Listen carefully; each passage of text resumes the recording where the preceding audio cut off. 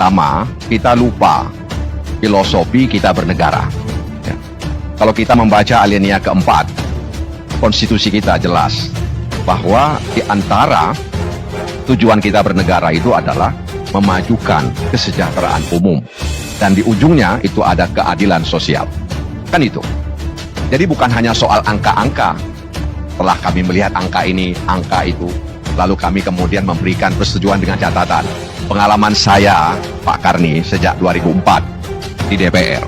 Pemerintah itu yang penting kita setuju. Persoalan ada catatan itu nggak begitu penting bagi mereka. Ya. Itu yang saya alami. Dan itu yang saya lihat. Yang penting setuju. Mau ada catatan, tidak ada catatan, itu nggak begitu penting sama mereka. Bahkan kadang-kadang catatan itu sering diabaikan. Ya. Makanya yang paling ditunggu oleh pemerintah itu adalah menerima dengan catatan. Misalnya kemarin sudah mengingatkan agar pemerintah tidak menaikkan BBM bersubsidi, Pertalite dan solar. Dan itu sudah kami ingatkan ya di paripurna. Di pertengahan Agustus, kemudian di paruh akhir Agustus sudah kita sampaikan juga. Bahkan dalam berbagai kesempatan juga sudah disampaikan, baik dengan angka-angka maupun dampak sosial kenaikan BBM bersubsidi ini. Kenapa? Karena kita sadar bahwa 2 tahun lebih pandemi ya, yang membuat kita menjadi pesakitan, itu telah menyebabkan banyak orang kehilangan pekerjaan. Ditambah lagi ya dengan kenaikan BBM bersubsidi. Nah, oleh karena itu Pak Karni, ya, kita kehilangan ya esensi bernegara. Sehingga selalu dilihat dengan angka-angka. Ya, kita lupa ya dengan masyarakat terutama yang di bawah.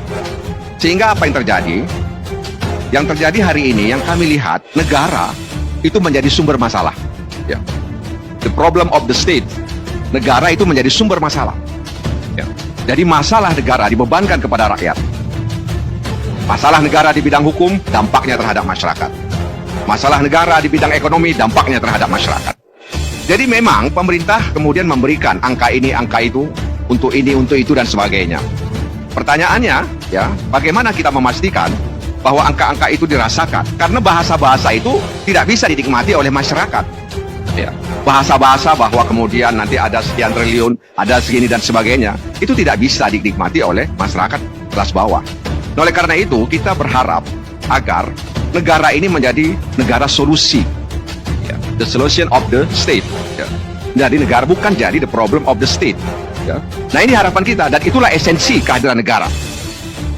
Karena dia negara itu ya diharapkan bisa meningkatkan taraf hidup rakyatnya.